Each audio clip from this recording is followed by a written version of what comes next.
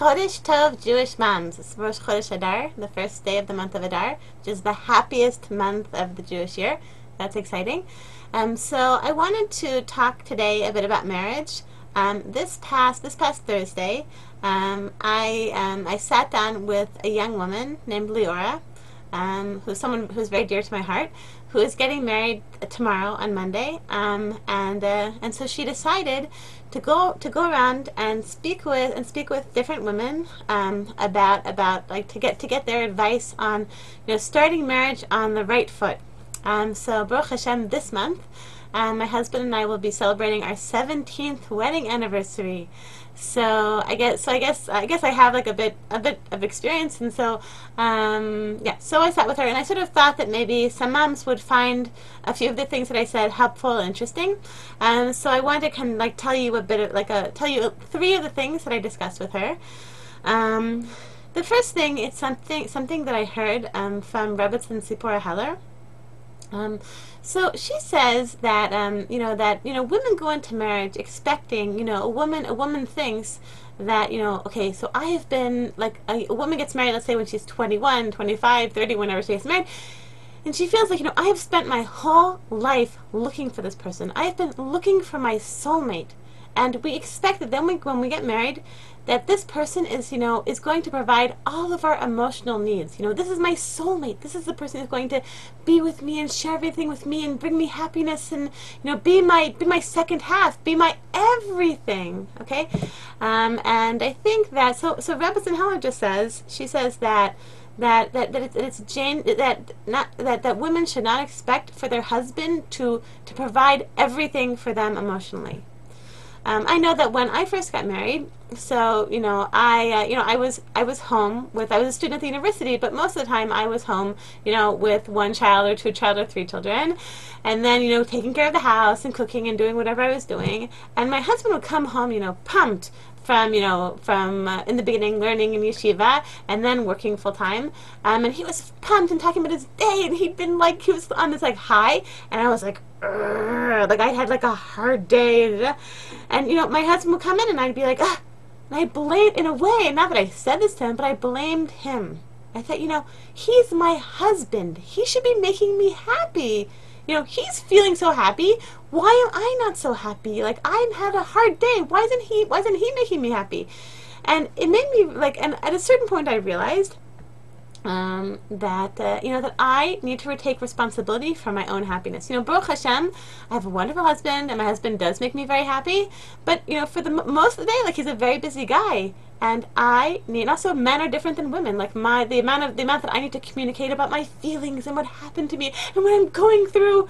My husband just doesn't share that same need. He's a man and not a woman. Although I'm sure that there are men like that, but I have a man who's of the whatever, that kind of type. So some men really are more silent types. They're not people who really want to talk about feelings and listen to It's important that women find ways to support themselves emotionally, for women to feel happy, to take responsibility for our own happiness. Okay, so whether that means spending time with friends or figuring out things that make you happy, what makes you happy? Does it make you happy to be to scrapbook? Does it make you happy to work? Does it make you happy to volunteer? Does it make you happy to go on long walks, to to exercise? What makes you happy? And do what makes you happy. Don't expect your husband to be the one who's going to take responsibility for making you happy. We need to there's a famous quotation, which I've probably said a zillion and one times, but I think it's so important, that if mom ain't happy, nobody's happy. If you're miserable and you're feeling like a martyr, your husband's not going to be happy, and your kids aren't going to be happy, and no one's going to be happy. It's not a selfish thing to take care of ourselves. Lehefech, the opposite is true. If we take care of ourselves, and we're happy, and we're pumped, and we're psyched, and our husband comes home, and we're happy, it's not because we and we're happy because we've been taking care of ourselves. It's the greatest gifts. The gifts you give to yourself in a way are the greatest gifts you can give your family and to your husband. Okay, moving on. So I wanted to share this quote. It's also from Rebbetzin Heller. It's something that I read, I think, over 5 years ago, and it totally revolutionized the way that I approach communication in marriage. And it's also very funny. So I want to read you the actual quote. I read this over 5 years ago, as I said, and I've never gotten it out of my mind. So Rebbetzin Heller talks about the danger of imagination, letting your imagination run wild in a marriage. So she tells this great story. She says, let's trace the way that imagination works. Let's say Daniel has forgotten that 10 years ago today, Leora became his wife. Leora wakes up in the morning hoping to find a card and a long-stemmed red rose at her place on the breakfast table, or at the very least, a few words acknowledging the value of what they built together over the years, and instead gets nothing. Daniel greets her with an amiable "Good morning," and as he rushes off, calls from the door, "I've got a meeting with Ron after work, so I'll be home a little late." Leora is hurt and angry. The voice of imagination inside says, "He has forgotten our anniversary because he doesn't consider me an important human being. The only one he considers accomplished is himself." From there she slides into moral equivalency. A woman who does not consider his wife an important person is not that different than any other oppressor. From there she can enter the great world of symbolism. This is the way men have always trivialized and oppressed women. From symbolism, principles emerge. Women have a moral obligation to stand up for themselves. Next comes the psychoanalysis. He's so insensitive and inconsiderate because of his mother. The progression of thoughts and accusations seem plausible because there is a grain of truth in each one, but only the original statement, "He forgot our anniversary," is completely true. At 7 o'clock that evening, Daniel comes home. Does he know that by this point he is a symbolic oppressor of all humanity? No. As a matter of fact, he doesn't even realize that he's forgotten his anniversary. Leora greets him with a false smile, which he does not pick up on. After some cold conversation, they sit down to dinner, and she slams his plate down in front of him. He asks, "Is something wrong?" And what does Leora answer? Nothing. Of course, another imagination that if someone is truly caring, he will be prophetic. His lack of prophecy can come from only one source, which is his total lack of any redeemable virtues. But of course, this is self-understood since he is the symbolic oppressor of all humankind. Daniel, isn't this great? Isn't this unforgettable? Daniel presses her, and Leora finally responds, but her response is now going to be in terms of the imagery she created, rather than in terms of the deed that was done. She's not going to say at this point, I would have been happier if you had remembered our anniversary. She is up to, "You are so insensitive. You live only for yourself. As far as you are concerned, you are the only person in the whole world." Okay, so basically she goes on to say, then he responds angrily and she responds angrily. So this conversation, it sounded quite familiar to me, and I think probably to I assume to some of you out there. So I think just like the rule, what I learned from this is that your husband forgot your anniversary, so your husband forgot to take out the trash. Your husband, like you're tired and you want to take a nap on Shabbat afternoon, and tell your husband, just tell him. Your husband is not a prophet. Just when you're feeling calm and you're feeling okay, not in anger, not like an erupting volcano, but to say, like sometime that week, then tell him, then tell him, it's important to me, if possible. I know you're busy, but if you could take out the trash every day, that would mean a lot to me. Just say it in a nice way, and just think all the time, what do I actually want? What do I actually want? What do I actually want to accomplish with this conversation? What I actually want to accomplish is 1, to have a husband who remembers my anniversary. 2, to have a husband who takes out the trash. 3, to get half an hour time to nap on Shabbat afternoon. Okay? Just think, what do you actually want, and have a conversation instead of letting your imagination run wild. Just think, okay, what do I actually want from my husband? Okay, so the third thing I want to talk about is communication, and I'm sure any of you who've been following this blog for a while, I'm sure that you've heard me say this before. I think that when people ask him for advice about marriage, I think that this is the number one thing that he says. That it's really, really important to set aside time for quality daily and weekly communication.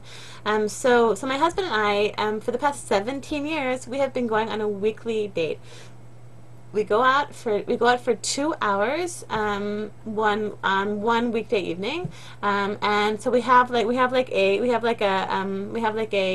a baby, like the same babysitter, and we order her, like, we say, okay, every Tuesday night at 8 p.m. you are going to come to our house and watch our kids for 2 hours.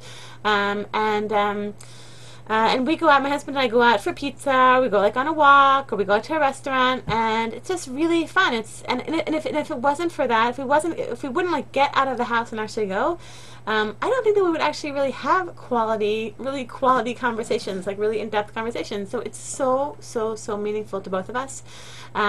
Something else that I've initiated over the last few years is setting aside times for daily conversations. So once I read in a book about marriage. The Rebbitzin recommended to spend a half an hour a day sitting down and talking with your husband, and I think that's amazing. But I'm sort of, for me, I guess at my particular stage in life, for I have a, maybe, I don't know, our specific like life circumstances.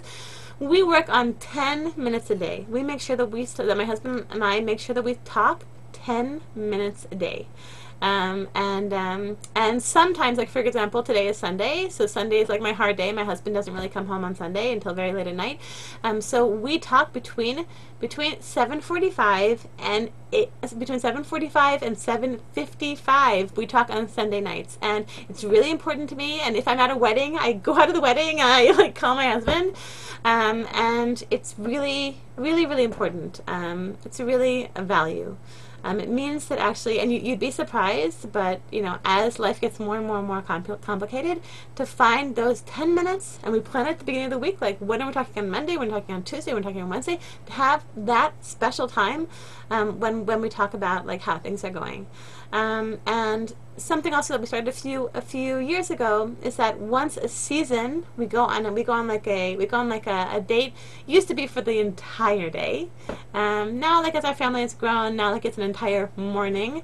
We go out to like a restaurant, like a walk, like in a different neighborhood. We used to like go to Tel Aviv and walk along the beach. That's really fun. But so like summer, fall, winter, spring, we go on like a long date, and that's so fun. I love that. I think it's really a must, really like a must for married women to find this time to communicate with your husband. I want to bless all of us. I just heard an amazing story, and it's a story actually that I think I'd heard a bunch of times, but I'd never really gotten it until this time. So there's a famous story about Rav Shlomo Zalman Auerbach that he was coming home, and so as he's walking up to his house, then there's a man with him, and a man who's like accompanying him home, and Rav Shlomo Zalman Auerbach, he's straightening his hat and straightening his coat and sort of brushing himself off and making sure like he looks great. So he's getting himself set up like most people do when they leave the house, not come into the house. So the person who's with him says, what's going on? Like, why are you? Is there someone important waiting for you at home or something? And Rav Shlomo Zalman Auerbach explains. He says, we know that in a house where there's shalom bait, where there's marital harmony, the Shekhinah, the divine presence, resides there. He says, and I am preparing myself to greet the divine presence, to greet the Shekhinah. So of course I want to look okay. I want to look nice. So I want to bless all of us Jewish moms that all of us should merit to have really wonderful shalom bait, wonderful marital harmony, and that all of us should have and feel this Shekhinah, the divine presence, in all of our homes. I want to bless all of you with a Chodesh Tov, an amazing Chodesh Adar.